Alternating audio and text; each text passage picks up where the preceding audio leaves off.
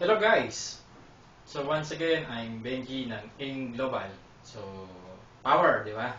So, ito yung next video natin. Ito yung, meron kasing dalawang paraan para gawin ang AIM Global. Una, ito yung direct approach. Pangalawa is yung indirect. Mamaya makikita nyo, nasan dito yon. At yung pangatlo, may pangatlo kidnap. Pero sa panahon kasi ngayon, hindi na uso yun. So, huwag nyo nang masyadong gagawin yung kidnap na yun, yung pangatlo. So, pagkasimulan sa yung global, meron ako yung 4 na bagay. Diba yung sabi ko sa yung unang video natin sa number 1 is, kailangan may mentor ka, may teammates, may game plan, and then may leadership ka. So, ito yung, ang tawag dito is, sa una nito is, direct. This is direct approach. Sabi ko nga kanina, bago kayo mag-approach, bago kayo sumugod sa gera, dapat dala-dala niyo yung 4 na bagay na dapat meron ka. Yung 4 things you should have. English ko lang, di ba? So, may mentor ka, so may napapakinggan kang mga ideas na dapat mong gawin, may teammates ka na makakatulong mo. Kasi, konektado yun dito sa sistema natin. Ito yung sistema ng grupo natin. Hindi niyo makikita to sa ibang grupo. Actually, itong sistema na to, pinagsama-sama lang naman through sa pakikinig sa mga speakers bureau ng company, sa mga millionaires member ng AIM Global, sa mga mentors din, kagaya ni Sir Joe Pedroso, Sir Georgine Gonzalez, yung training team, lalo na sa company natin, which is yung president natin, si Doc Ed, Jan Asporin, si Sir Jan, and then si Sir Francis Miguel. So, all of that, lahat ng ideas, ito na yung pinagsama-sama na natin na kung saan ang dali mo siyang magagawa kasi basta madali. Ano bakit? Explain ko na. So, lahat magsisimula sa'yo. Pero bago mo simulan to, mamaya sa next video, konektado rin kasi kailangan may goal setting ka. Nakaset na yung goals mo. Sabi sa niya, kasama yun doon sa game plan. Itong sistema na to, kasama din to sa game plan. Konektado siya. So, simulan natin. Ito yung approach. Una, direct approach. Kailangan, between sa yon, saka sa prospect mo, ang tawag dyan is prospecting skill. Yung maghanap ka ng prospect. Let's say, 10 kaibigan mo. Hindi lahat makakausap mo. Kailangan, parang nagdadart ka lang tatargeting mo talaga. May priority ka. Hindi lahat kasi sasali. Yun ang katotohanan dito. Hindi lahat kayang ma-absorb yung tinuturo natin sa yung halagang 780, diring-diring na, di ba? Nalalakihan na. Pag-uusapan natin is negosyo. So, kailangan may listahan ka. So, kung seryoso ka talaga dito, patingin ang listahan mo. Dapat ang nakalista dyan, pangalan, contact number, taga saan, and then anong remarks mo. So, kailangan yung umabot ng 1,000 yan. So, sa una, gawin mo is first 100 o ganyan ganon. So, let's say, simulan natin to. Between sa'yo at sa prospect mo, para ka lang nakikipagkwentuhan. Nakikipagkaibigan ka, bla bla bla, parang ganon. So, kumusta ka na? Anong ginagawa mo yan? Pinagkakabalaan mo? Anong trabaho mo? Kumusta yung pamilya mo? Kasi ang tao kasi, ang gusto niyan, yung kinakamusta muna sila. Kumbaga parang inaalam nyo yung pangangailangan nila. Diba? Kung ang kausap mo, let's say ganito, ang prospect number 1 mo, ang pangalan niya ay si G, o ako yun, kunwari, anong kailangan ni G? Products. Diba ang products natin is more on about health, mga food supplements.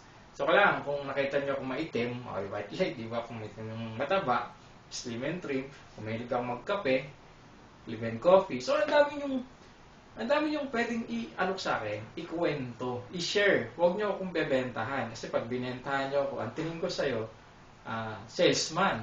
Kaya mo lang ako kinausap kasi may ibebenta ka. What if magkwento ka? Diba? Nakita mo kung mataba, then sinabi sa akin is, ay, alam mo G, pwede kang pumaya dun sa products ng company namin, which is yung Slim and Trim or C24/7, kung pang Restore Lab, depende sa budget ko din. Siyempre, alam mo kasing needs ko eh. Di ba? Pero, ang goal mo lang is makatulong. See, ang magic word is makatulong ka. What if pumayat nga ako? Pumuti. Di ba ang ganda nun? So, magiging user mo lang muna ako hanggang magpa-join mo ako. Nagiging napa-join mo ako as user o bumibili lang ako sa'yo. Ang tawag na dito is DS or direct selling ka. Nakapag-direct selling ka. So, may immediate income. Di ba? Pero, huwag mo masyadong i-focus yung mind mo sa makabenta. Ang mindset mo is makashare ka o makatulong ka doon sa prospect mo. Kasi mamaya, sa indirect approach, di ba ito una, yung pangalawa is indirect approach, magagamit mo kasi yun eh. Indirect, di ba? Yung sa indirect approach, yun yung masarap kasi sila na mismo yung lumalapit sa'yo. Ang sarap nun. Itong direct approach, ikaw talaga yung lalapit. Kasi ano ba una? Siyempre, ikaw muna lumapit bago sila lumapit. So, may gagawin ka talaga. So, let's say, ang prospect mo, si G naman, let's say, number 2, pangalan niya, Ben. So, si prospect mong Ben, kamusta ka na? Anong ginagawa mo? So, dapat lahat, alam mo yun, scripted na yun eh. Kasi paulit-ulit mo lang gagawin mo dito eh. Alamin mo pangangailangan ng tao, kung anong gusto niya, yun ang ibigay mo. Hindi yung, eto gusto ko, eto prospect mo, pinipilit mo yung gusto mo, ayaw talaga ng kaibigan mo. Kasi pinipilit mo. Ang tao kapag pinipilit, lalong umayaw. So, kung si Ben, ang kailangan niya, income, imbitahan mo na agad. Tingnan niya, papasok yung pangalawang skills. Kasi yung sabi ko una, di ba, prospecting, andito na yun. Pagpasok dito, na-invite mo, nag-i-invite ka na, inviting skills na yan. So, inviting prospects, yun yung pangalawang skill na dapat mong matutunan para maimbita mo siya sa isang presentation. Sabi nito yan, tignan nyo si Ben, ang prospect nyo, ang kailangan niya is income. Let's say, tambay, naghanap ng extra income, may peres yung 100,000, 56, 8,000, blah blah blah. So, imbitahan nyo na sa isang presentation. Ang presentation ganito, pwedeng one-on-one, kung marunong ka, kung confident ka na. Kung tatanungin nyo ako one-on-one, sawang-sawa na ako dyan. Pero actually, yan yung gusto ko, one-on-one. Kasi, lahat ng i-discuss ko sa kanya, question and answer, mabilis na napipick up. Another presentation is dali nyo sa seminar. Company seminar sa head office, sa Cavite, sa Laguna, Batangas, all over Philippines. Mayroong ginaganap sa Abu Dhabi, sa Dubai, kung pupunta yung company natin doon.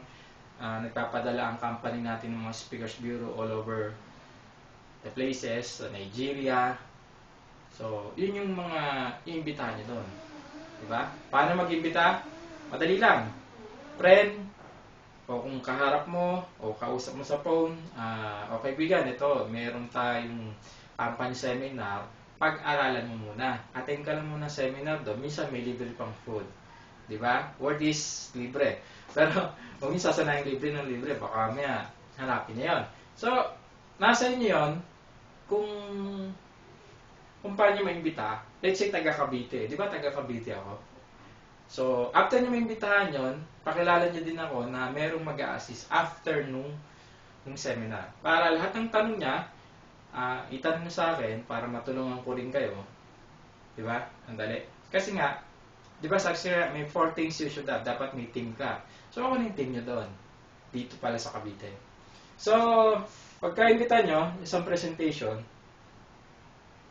let's say, ako na yung nagtanong. Kasi ako yung kaharap. O kaya kayo. Kasi, let's say, yung presentation kasi is, sabi sa inyo, di ba? One-on-one, company seminar, bigyan mo ng libro, business guidebook, YouTube, Dasin.tv, online, o na-share nila yung Facebook sa kanya, sa wall niya. So, interested ba? Ang tanong is, anong nagustuhan mo doon sa napanood mo? Doon sa napag-aral mo? Kapag no pa rin, Walang tapon. Ang iba, next na agad eh. Hindi. Sa atin, kapag nag-no si Ben, gawin yung user o customer. Alamin nyo, kaya nga alamin nyo dapat anong kailangan doon sa products. Coffee lover ba? Maitim. Uminom sa maitim. Kailangan ng white light, slim and trim, si 10/7, o yung kamag-anak dyan ba, o yung nanay niya, mayroong arthritis, bla bla bla bla bla bla. Matututunan nyo to through atin ng trainings. Intensive product training, meron tayo sa ginaganap sa company every month na yun. So, para mag-gain kayo ng knowledge. Ito kasi is-sistema lang kung paano nyo gagawin yung negosyo. Kasi sa inyo, direct approach pa lang to. Mamaya, yung indirect approach, magkaiwalay na video. Kasi mas mahaba din yun eh.